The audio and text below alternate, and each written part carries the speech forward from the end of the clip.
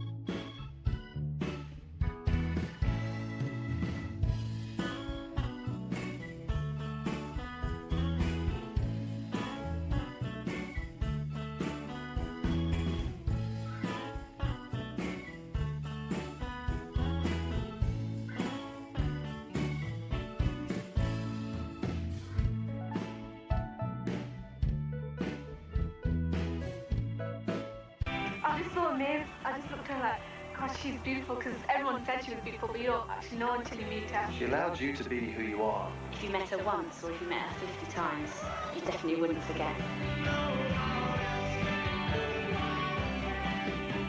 One of Diana's most extraordinary private visits happened in Nottingham in the new year of 1991. The most famous, most photographed woman in the world was to honour a promise given after a chance encounter. Prince Charles was recovering from a polo injury in the Queen's Medical Centre. There, Diana met an upset Ivy Woodward, whose son Dean was in the hospital's intensive care unit after a car crash. One day, Diana came from seeing Charles, and she seen my mum crying, and stems from there, really. Under pressure from press speculation about the state of her marriage, and after an unhappy Christmas, Diana made a secret visit to the Woodward family. We actually heard the day before via a phone call, and I thought, no way, no, this is like a Jeremy Beadle thing, this is. I thought it was a dream, I was pinching myself and I was thinking, this is not real. This green car just pulled up, and out came Diana, and we thought, oh God,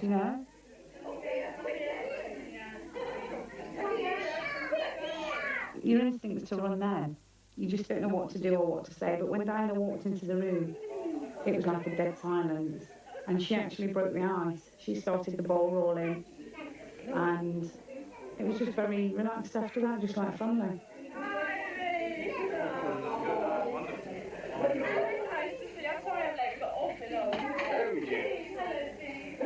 She loved my mum, first name turns, said hello to Dad, first name turns, and then she said, where is he? I've come to see. And I stood up. She's tall, gorgeous, and she came with her arms open, kissed my cheek, gave me a hug. Her complexion, and even down to her teeth, it was spotless. And she was just a complete friend. The first thought that came into my head was, wow, she's really tall. Yeah, she looks tall on the television, but when you're actually stood next to her, she's like massive. And her piercing blue eyes. And it's just like a massive beauty, You just look up and think, wow. And also a figure, you think, you've had like 2 children. How do you do this? She was then the future Queen. And she came in the house and apologised for us. Joe Public, me, nobody, for being late. I'm sorry I'm late.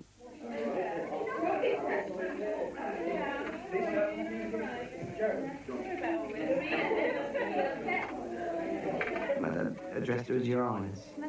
And she said, no, I'm Diana, you're John, Ivy, we're friends. And then we was talking about children, she was talking about the boys, talking about the weather, talking about holidays.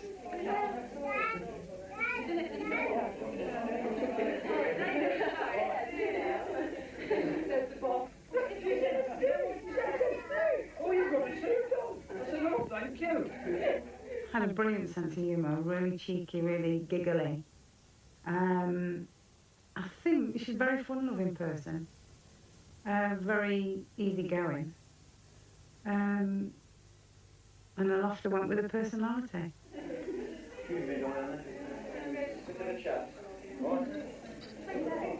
I asked her when she sat there, and I said to her, why me?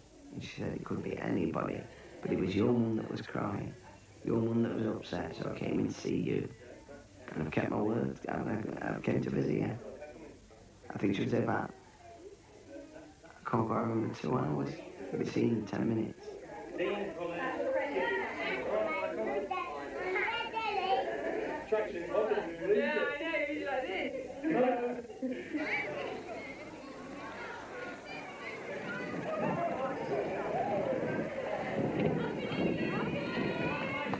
On the way out, she said, somebody asked, something about why are you driving? And she said, oh, I won't let gentlemen drive me about.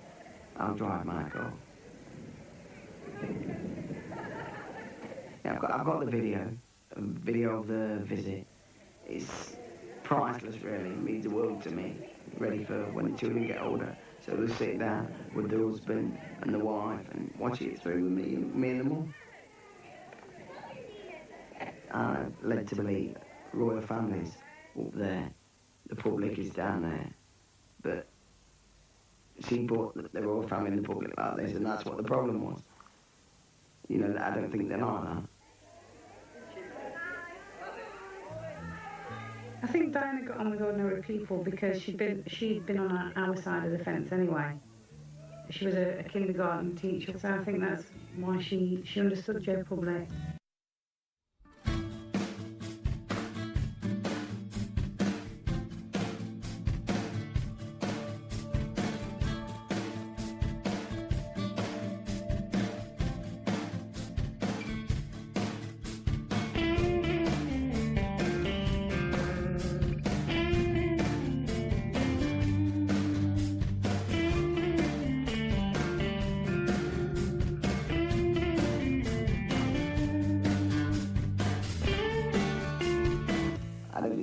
To describe her. She's 4. Even the best word in the world will not describe Diana. Hip, hip, hooray! Hip, hip, hooray! How'd you get that?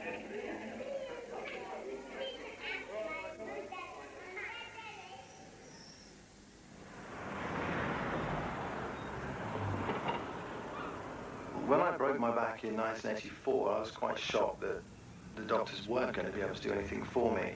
I don't want to spend the rest of my life paralysed and in a wheelchair. What can I do to help the situation? And raising money is the obvious thing. And together with a couple of friends that I'd met at Stoke Mandeville, we developed this idea of pushing from John Groves down to Land's End, fundraising on the way. Jimmy Savile, who had a close personal relationship with Diana, set up a private visit at Kensington Palace for the wheelchair marathon men. Diana insisted it would be kept a complete surprise. We suddenly started going up the Kensington High Street and saw Kensington Palace and thought, no, it can't be. And yeah, we swung up the drive and we had this most wonderful reception. I think the thing that struck me most about Diana was the fact that she was radiantly beautiful. I think there's no doubt about that. Some people can be good looking, but they can have a hard heart. And it kind of comes out through their eyes that they're quite hard, and so that takes a little edge away from their beauty. But with Diana, she was obviously warm-hearted and kind-hearted, and that just kind of gave an extra radiance to her.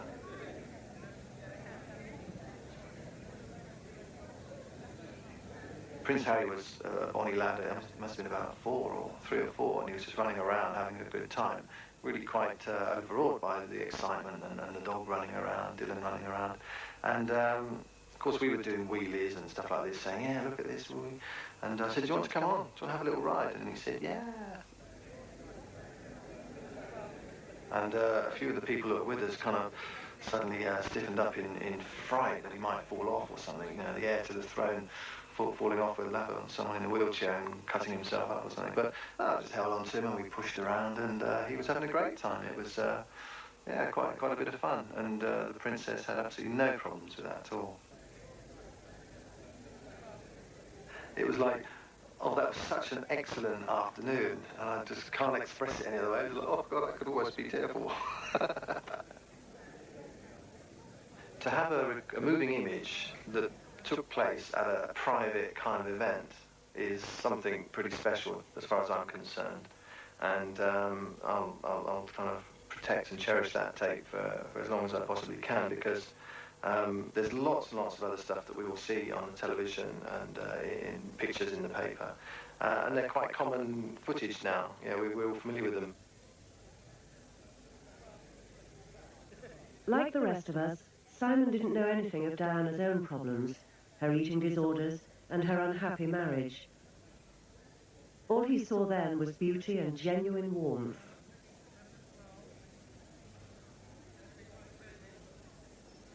Her personal life in crisis, Diana's charity work was becoming more and more important, keeping her in touch with everyday problems. My condition is called epidermolysis bullosa, and it means that if I fell over or I got knocked, then I wouldn't just get a cut or a graze or a blister, or my skin would just come straight off.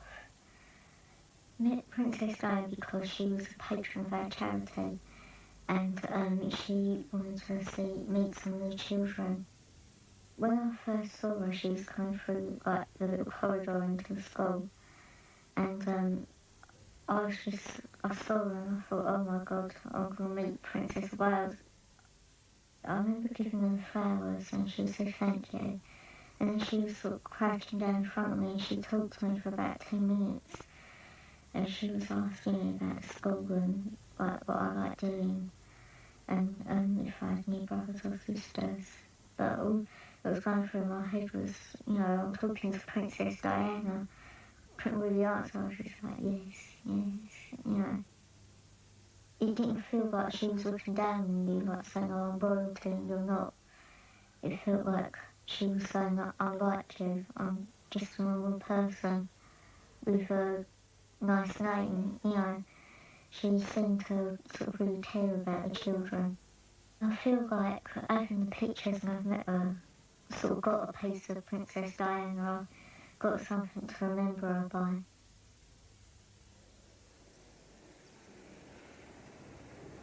Always in demand, Diana carried out thousands of public engagements every year. In 1991, she opened an old people's home in Newcastle. It was a day the Geordies would never forget.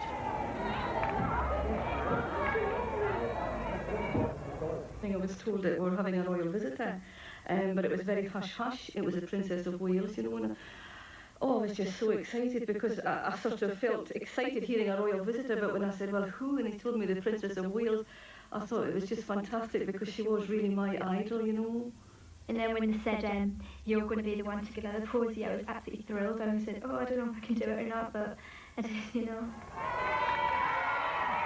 I just saw the car pull up, and then when she got out I got a bit shocked because I thought she went a crown and tiara and everything. But then when she came down, she sort of didn't walk, she sort of glided down everybody. She stopped actually and smiled and then talked to everybody, and then just when she came down to me I just started shaking and she said, oh, you look very cold.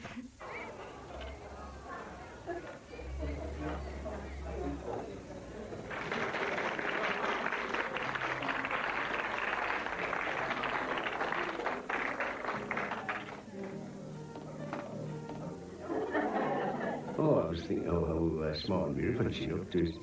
So naturally, you've got to see from a man's point of view, and there was a smart, beautiful young woman. And the first thing she did was pick a glass up and give it to the chaps in the gas station that don't drink. Yes, she says, you don't drink, she said.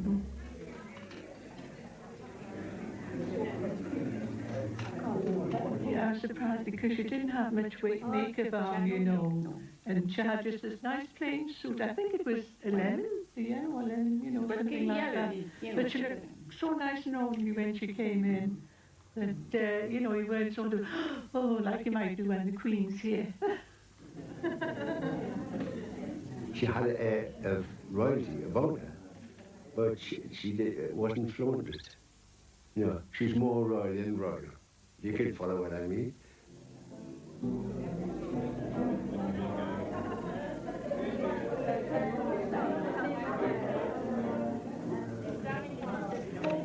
Personally, I'm not in awe of people in social strata, you know. I can admire them and what have you, you know, but I don't hold them in awe, I'm afraid. But you could find a warm spot for Diana. The first actual contact I had with her was when she came up behind us, which, you see, you're looking at the wall, you don't know what's going on, you can't perceive it.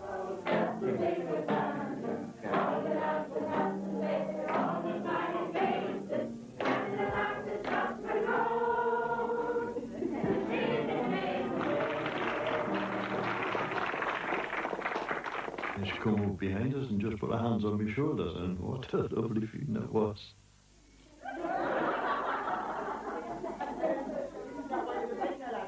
I didn't know how to address her, really. So I just said, "Ma'am." It seems a rather funny word to say from a much older person to say "ma'am" to a young lady like that. But anyway, that's how we were brought up. She was a good stepping stone between the ordinary person, the commoner, and royalty. She seemed like a saint, like an angel, you know, really special.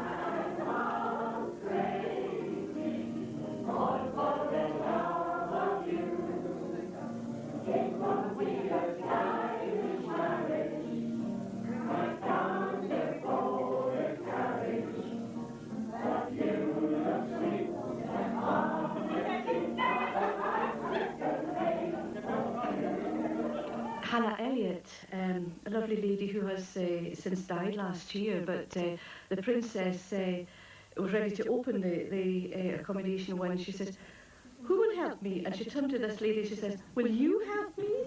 And she had this lovely smile on her face, and this lady, it made her day. And she says, "Certainly." She stood up and she almost fell getting up. She was just so excited. I think we feel really special that I've met her and everything. And then you look at it and you say, wow, I've met a princess. Me personally, I think she was sent on earth to show people what love was, because there's never been an ambassador like her, has there?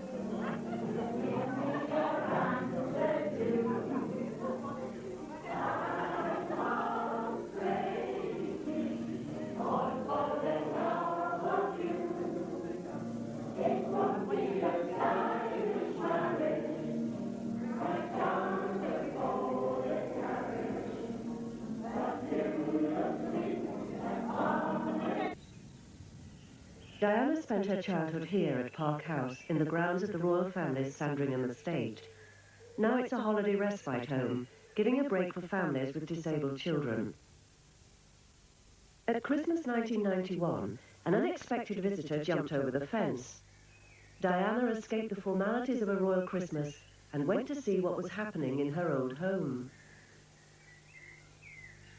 She just wanted to perhaps get away from Sandringham. I think there's a certain amount of formality there, and she just wanted to relax and be herself. And she had the habit, I'm afraid, of going off without telling her security gentleman there. And I think on one or two of her occasions she'd caused a little bit of an alarm, where she'd not told anyone where she'd gone. And I think Prince Charles in one instance was out on the Land Rover looking for her. And she just wanted to be with normal people, I think. She would get down literally on her knees and hold their hand and on the same level with them. And that means so much to disabled people. She just wanted to be able to cut the cake and pour out the tea and be a part of the proceedings there. Ian Phipps had suffered brain damage in a car crash. It had also left him blind. Well, you see, when Ian said, "How do I know it really is Princess Diana?" his blindness just hit me really hard for a minute. And I thought, oh God, please let him see. Just let him be able to see, just for 1 minute, that it is Princess Diana. And I couldn't help it, the tears just welled up inside me. And I thought, I'm going to cry. And she must have seen the tears in my eyes, because Ted said that her eyes filled up with tears as well. And I fled from the room. I just walked out the room quick so I could go and went down the car and I had a good weep, you know. And then one of the carers came after me and said, "Pam, will you come back, because Princess Diana's asking for you?" And so I wiped my eyes And as I went in through the lounge door, she came to me and she said, "Come on, Mum," she said. And she came to me and put her arm round me and cuddled me and brought me into the middle of the room. And honestly, I was trembling from head to foot. I can hardly stand up straight. But she was cuddling me and taking all my weight. I had my arm round her waist and she had her arm round my shoulders. I don't know what it did to me, but it made me feel warm and it took the pain out of me. The pain that Ian's blindness always brings to me. She talked about Prince Harry and she said that she was dreading him going to boarding school. Silly me. Said, "Well, why don't you have another baby and then you won't miss him quite so much?" And she just looked down at her hands and she just said, "Oh, I would love a baby girl."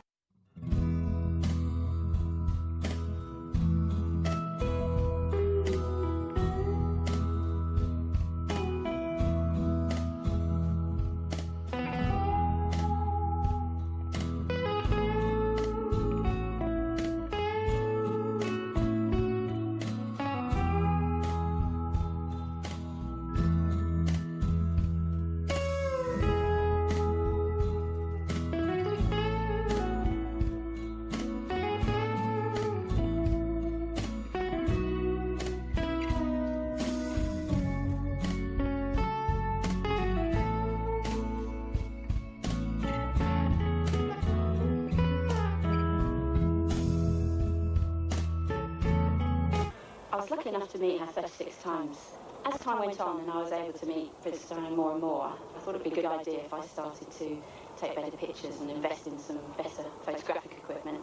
And it definitely paid off because my pictures were more in focus. I could compose the pictures better beforehand. I wasn't so rushed and the films came out much better and I was able to get much better pictures and more of them. I was lucky enough to be standing outside the Grosvenor Hotel in London. That's the only opportunity that actually arose for actually meeting her on my own. Those pictures show probably what I've never seen before in my own face of the excitement I used to exude on those particular days. Because, you know, to meet the person that you are really interested in, you admire so much, you know, is a buzz anyway, but to do it as many times as I did was fantastic. But I was really happy that day because I'd been singled out and I never ever thought that would happen. In 1989, Diana opened an Asian Advice Centre in Nelson, Lancashire. For one 8-year-old girl, it was the happiest day of her life.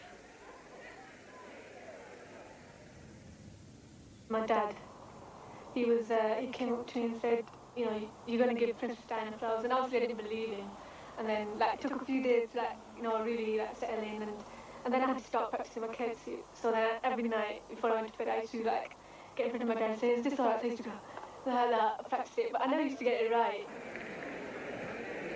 And I had this massive bouquet of flowers and I had to, like, balance it. I couldn't really balance it because I was so small.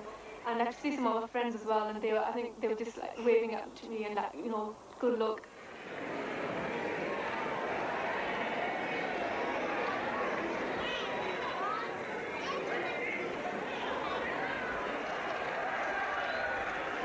As soon as she came, I thought she'd come straight to me, but she didn't. She went to the crowd and start meeting with them and start shaking hands with them.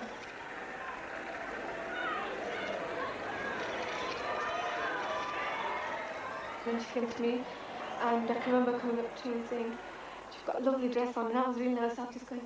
I didn't talk back to her, and she goes, "Is it new? Have you bought it special for me?" And I just managed to get out, "Yes, I have," like that. I can remember. Then she shook my hand, and I was like this. And it was a firm grip she had. She just shook my hand and I just looked at her and I was just so amazed. I just looked at her like, "God, she's beautiful," because everyone said she was beautiful, but you don't actually know until you meet her. Because I was about 8 years old. Just imagine like a princess to come in a like white wedding dress, like as you read these fairy stories. I can remember thinking, "Oh, I want hair like her," because mine was all over the place as soon as I had it done. And this is about where I slipped up when I was in a kid. And I remember there being loads of people, the press were there, and all these executives over here, and I was just in my world of my own like this. On the day, I didn't realise there was this big stone underneath my shoe, so when I actually came to it, I went like that, I kind of like lost balance, quickly got up again, but she didn't say anything, she just like smiled, because she knew I'd got it wrong as well. And so I was just like, oh no, I've done it wrong after all this practicing. You know, I was really, really ashamed because of that. But she didn't say anything. She was laughing because she knew I'd done it wrong. I didn't know why I got chosen, and I just felt, wow, they picked me out of all the people. They picked me, and I came in newspapers and news, and a lot of people recognised me as well, thinking, oh, you get Princess Diana, and I thought that was great. I was like a pop star at the age of 8.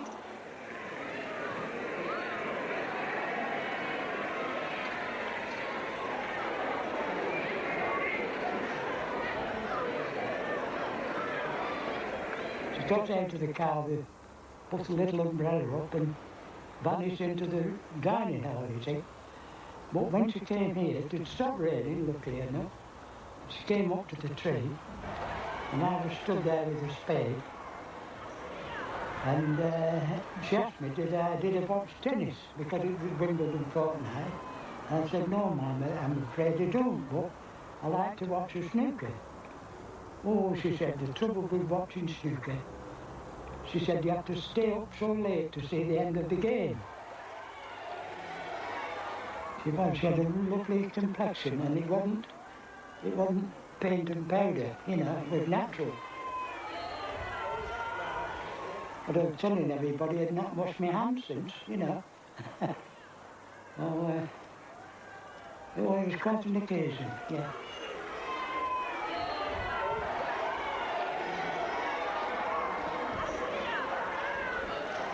People in the post office said, what do we call you sir now? So, it was quite a laugh.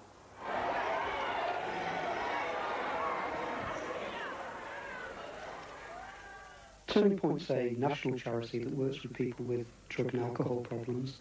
She used to refer to us as one of her uncuddly charities.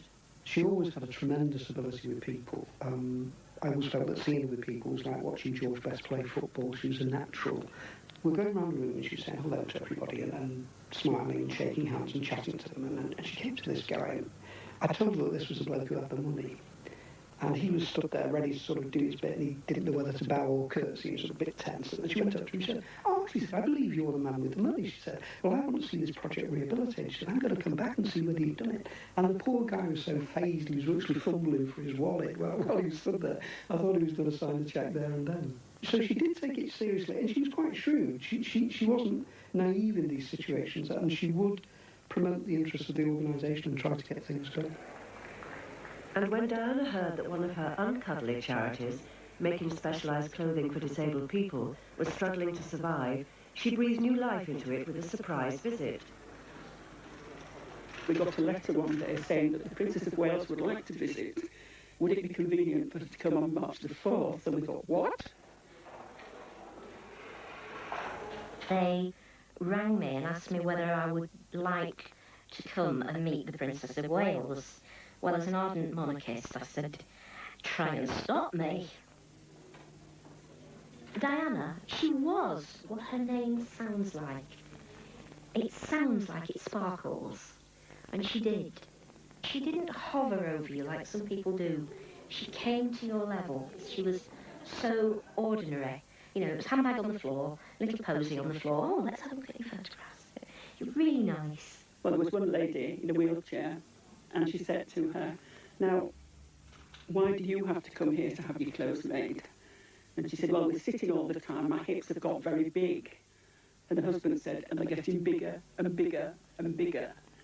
And she just looked at him and she said, you don't say things like that about your wife. And he said, you do when you've been married 25 years, love. And I mean, the fact that they could talk to her like that, I think was quite wonderful.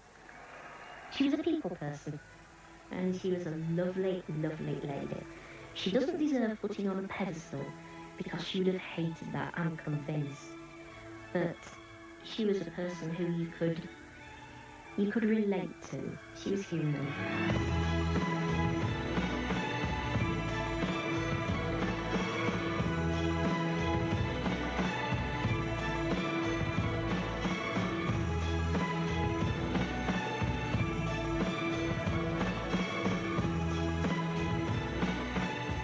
For Simon Barnes and his spinal research charity, that first invitation to Kensington Palace proved just the start of a long-lasting relationship.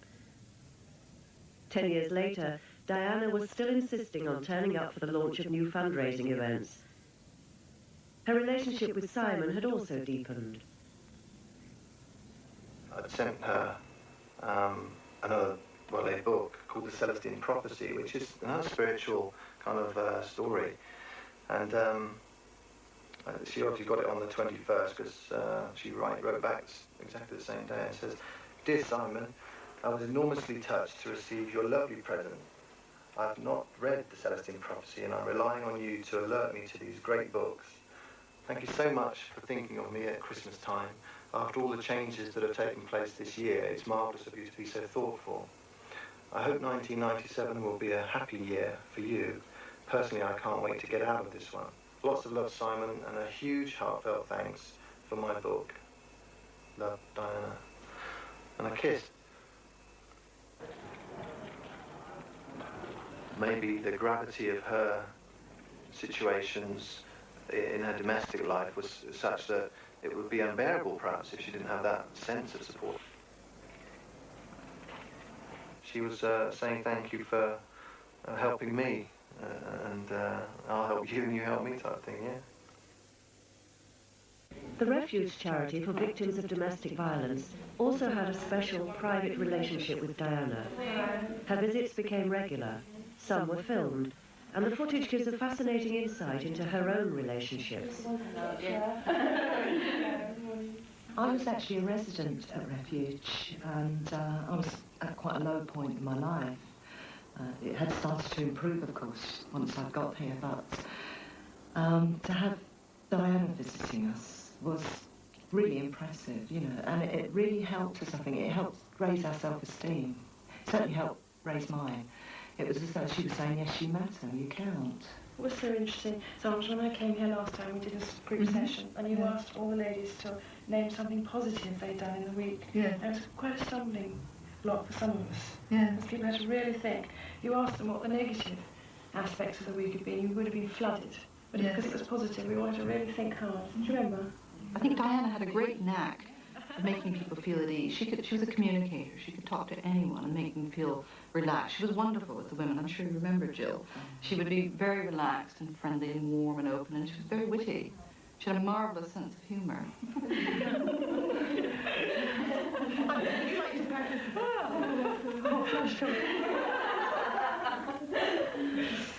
I think we'll pass the forward. Rather than feeling amazed at this presence, I actually felt that I'd made a friend. And you like yourself a bit better now? Yes. She cared deeply about the issue. She thought it was unacceptable to abuse a woman and beat a person up, and that she saw how the children were affected by abuse. Like a lot of people who come to the organisation or who work here, you do become very committed and passionate about the work, because it is an injustice. A lot of my friends were happy, either happy in their relationships or... Do you think they actually were, or do you think they were going through a similar thing as you and they were equally embarrassed not to share it? She wasn't interested whether the press or the media or the world knew that she was here. She was here because she cared about Refuge, she cared about the abused women, she cared about the abused children, she cared about me. And that really impressed me. In the last year of Diana's life, she made another unexpected friend. Victoria Hemphill was struggling to recover from a heart transplant operation. Diana was to visit her 15 times in the months before she left on holiday with Dodie Fayed. The first time I saw her, I didn't know she was coming in. And she came in this grey suit. And I couldn't believe it was her. I didn't think that she would come and visit. I was really excited. She promised to see Victoria again and returned with a signed photograph. Letters from the young princes were to follow. One of the times she was in, she brought letters that William and Harry wrote to me. It was, well, at this stage they were going on holidays, so they said they wished they could bring me and they hoped that I'd get better soon. Oh, she brought me nail polish. She used to wear it and I liked it, so she brought it to me. And then one other day, I painted her nails all different colours and she painted mine all different colours. So we had the same nails, matching nails, and she said when she was leaving, I better not be caught by the police, I still think she's mad.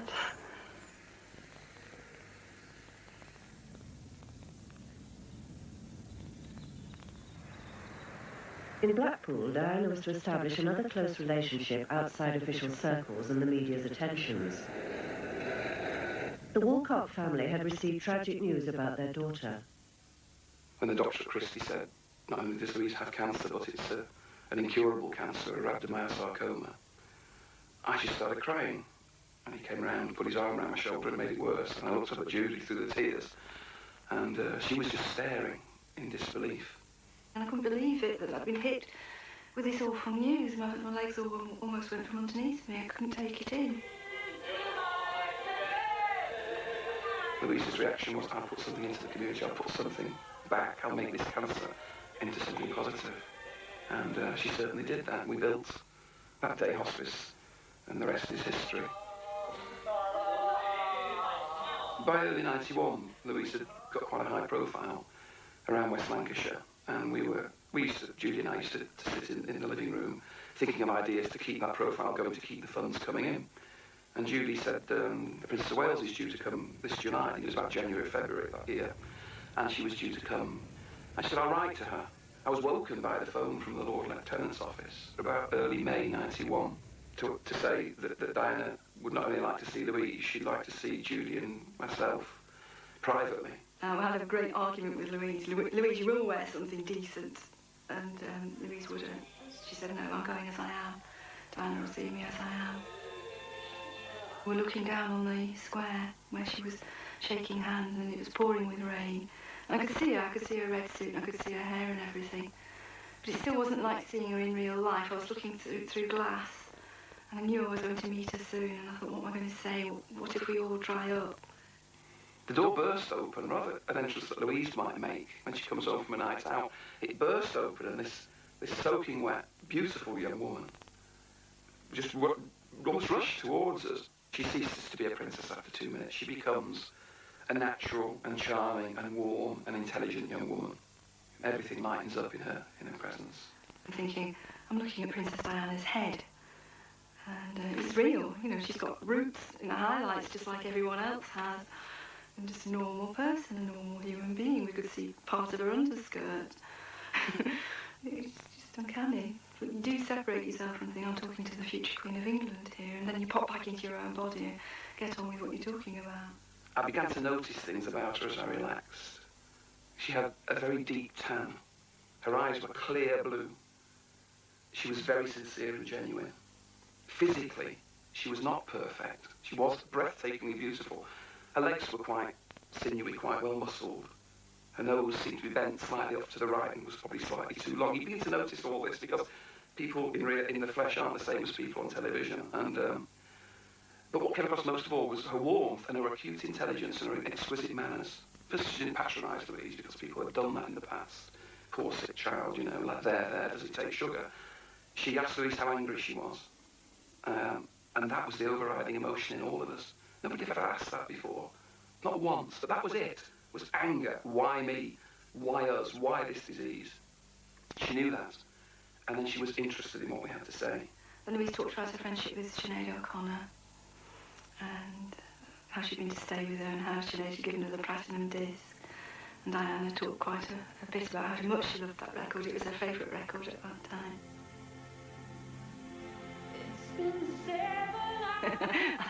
The only time in Louise's life that she had something better than a princess. Diana had the plastic and Louise had the platinum. I was really proud of that. That day, that hour, that room was full of laughter. And sometimes when I'm driving past it on a rainy, dull day and I look up and I think of the laughter that day, Diana filled that room and Louise's laughter filled it, and it was a brilliant hour. I'll never forget it. Philip had asked her, will you come back? Will you come back and open this day hospice that we're helping to raise the money for? And she'd smiled and said, write to me. And gave him that flirtatious look that she did. And as the Jaguar pulled away, she was in the back and she was sitting at the side that we were on. And she looked up and she waved. And at that point, I knew she would come back. And my main concern was, will Louise live that long? I think we were told in February. And she was coming at the end of July, and I was very worried that Louise wouldn't make it. This frail little thing with hardly any life in her, sat her in a wheelchair, gave her one last dose of morphine and wheeled her out to wait for Diana's arrival. And we all stood waiting, and Louise was so excited, really excited. And when Diana came and walked along the line of dignitaries and saw Louise in a wheelchair, there was an immediate recognition, and she said, "Hello, my old friend." And there was that smile. As she looked at Louise, I could see the pain in Diana's eyes. She'd seen this beautiful young woman in remission almost a year before. And then she was seeing a shell who was close to death, but who was still smiling. And Diana gave her one last squeeze and looked at her and whispered in her ear. And Louise smiled. And Diana walked away, and noticed the tears were filling up then. And that was the last time she saw Louise, but it wasn't the last time we saw the princess.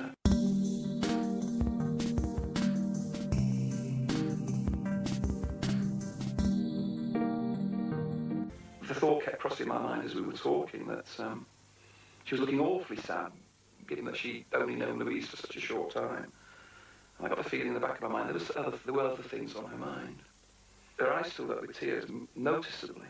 And she said, "Yes, everywhere I go, I'm being watched by cameras and I'm being tape recorded. I haven't got a life." She said, "I've had 11 years of this crap and I'm getting out." And I was shocked. And I assumed she meant getting out of a marriage. And she then went on to expand to say that she had become unhappy, living in the limelight for that length of time in the way that she was, almost in a goldfish bowl. I could see that. And she just let go. And she talked for quite a long time about what she'd had to go through. Princess Diana was unburdening all her problems onto us. And in one way it was rather a burden, because she was telling us some rather secret things. She obviously wouldn't want to go any further. And 1 minute you're in Tesco shopping, and the next minute you're sitting having yet another private audience with Princess Diana, who's unburdening all her darkest secrets to you. She was like a friend who seemed to call at the right times, and it was nice to know that this very public figure, probably the most famous woman in the world, we had this private relationship with her. We knew she was there supporting us. And again, it was the disasters that followed the bereavement. She was there, always a kind word, and always saying something positive, a bit of advice, giving us bits of advice so that we could help ourselves out of the mess that we were in, emotionally. And she was just my guardian angel. Oh, I miss her terribly. After she died, I looked at these two beautiful young women again in the photograph in a different way and thought, it's bloody sad, it's wrong that two such women are now dead, far, far too young. They're both, in their own ways, a great loss to us here, but wherever they are, I'm sure they're happy now.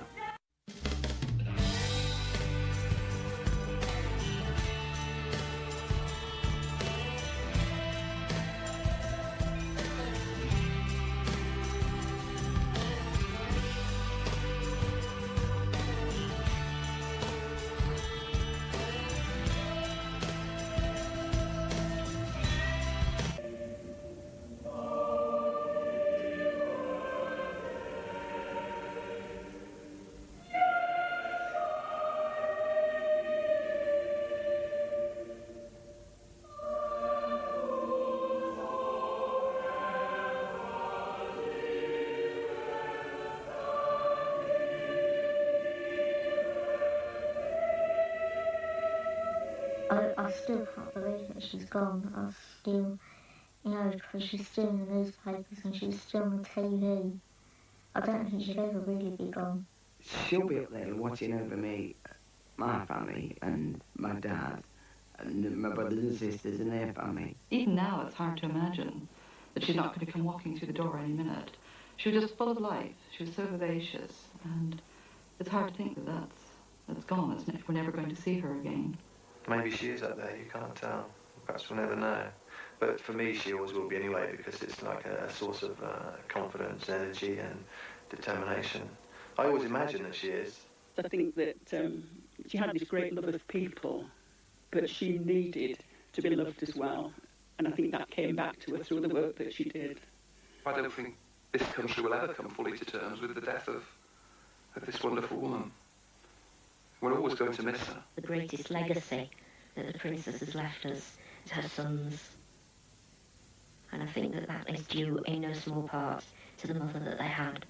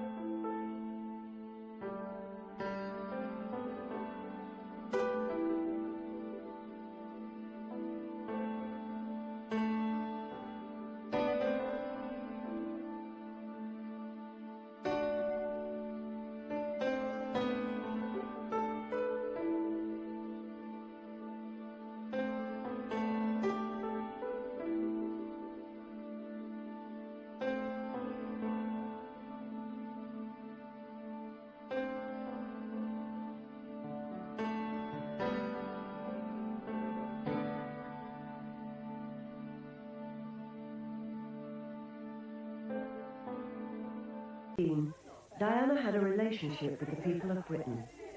This is your record of her life, with a wealth of home video and pictures never before seen.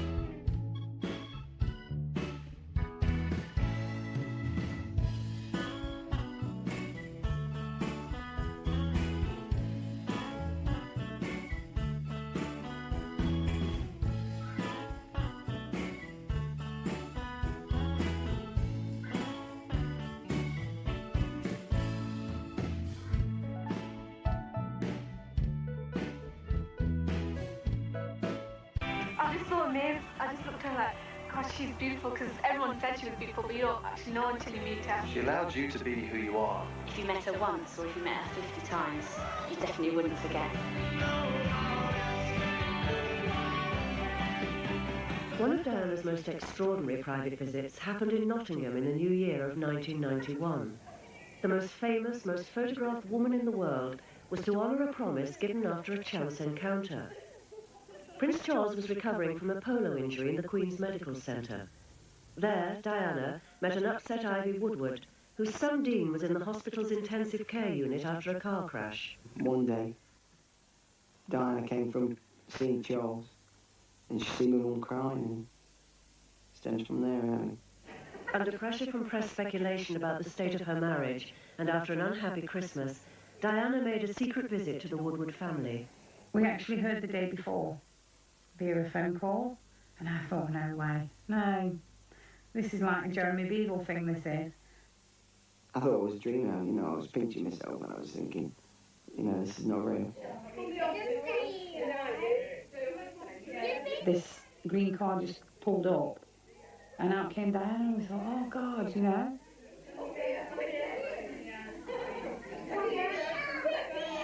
Your instinct is to run then.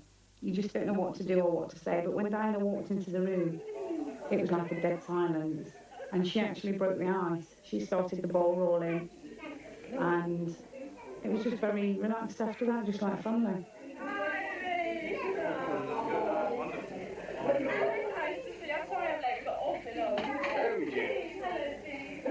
She loved my mum, first name terms, said hello to Dad, first name terms, and then she said, where is he? I've come to see. And I stood up. She's tall, gorgeous, and she came with her arms open, kissed my cheek, gave me a hug. Her complexion, and even down to her teeth, it was spotless. And she was just a complete friend. The first thought that came into my head was, wow, she's really tall.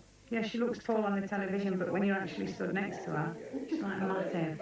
And her piercing blue eyes, And it's just like a massive beauty, you know? You just look up and think, wow.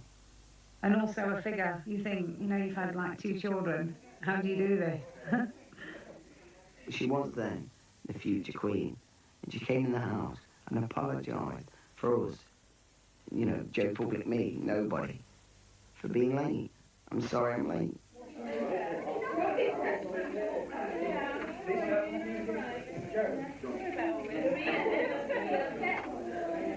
My dad addressed her as Your Highness, and she said, no, I'm Diana, you're John, Ivy, we're friends. And then we was talking about children, she was talking about the boys, talking about the weather, talking about holidays.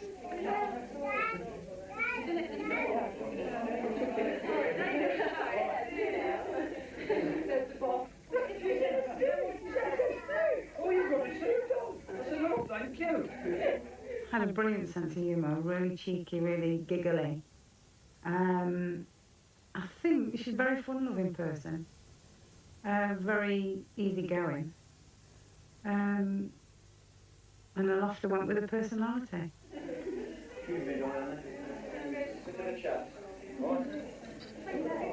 I asked her when she sat there, and I said to her, why me? And she said it could be anybody, but it was your mum that was crying, your mum that was upset, so I came in to see you. And I've kept my word, I came to visit you. I think she was there about, I can't quite remember, 2 hours, but it seemed 10 minutes.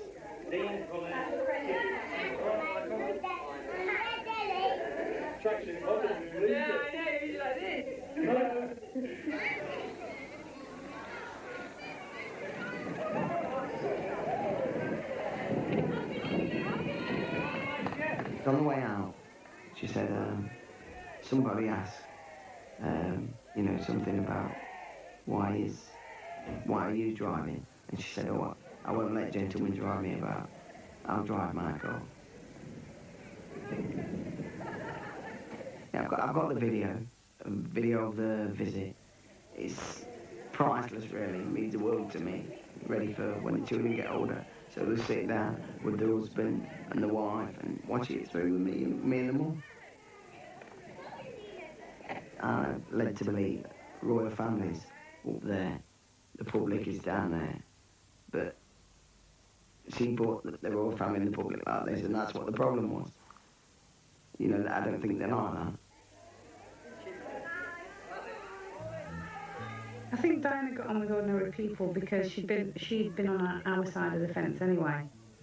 She was a kindergarten teacher, so I think that's why she understood Joe Public.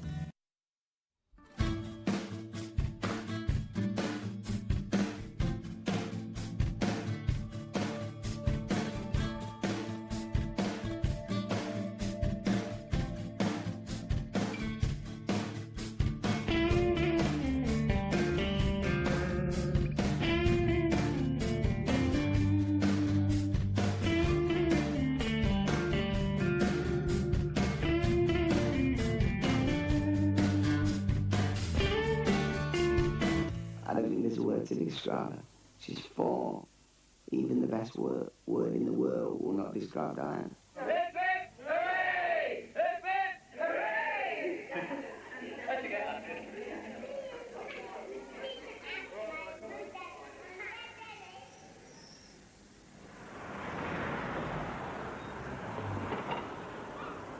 When I broke my back in 1984, I was quite shocked that the doctors weren't going to be able to do anything for me. I don't want to spend the rest of my life paralysed and in a wheelchair. What can I do to help the situation? And raising money is the obvious thing. And together with a couple of friends that I'd met at Stoke Mandeville, we developed this idea of pushing from John Groves down to Land's End, fundraising on the way. Jimmy Savile, who had a close personal relationship with Diana, set up a private visit at Kensington Palace for the wheelchair marathon men. Diana insisted it would be kept a complete surprise. We suddenly started going up the Kensington High Street and saw Kensington Palace and thought, no, it can't be. And yeah, we swung up the drive and yeah, we had this most wonderful reception. I think the thing that struck me most about Diana was the fact that she was radiantly beautiful. I think there's no doubt about that. Some people can be good looking, but they can have a hard heart. and it kind of comes out through their eyes that they're quite hard, and so that takes a little edge away from their beauty. But with Diana, she was obviously warm-hearted and kind-hearted, and that just kind of gave an extra radiance to her.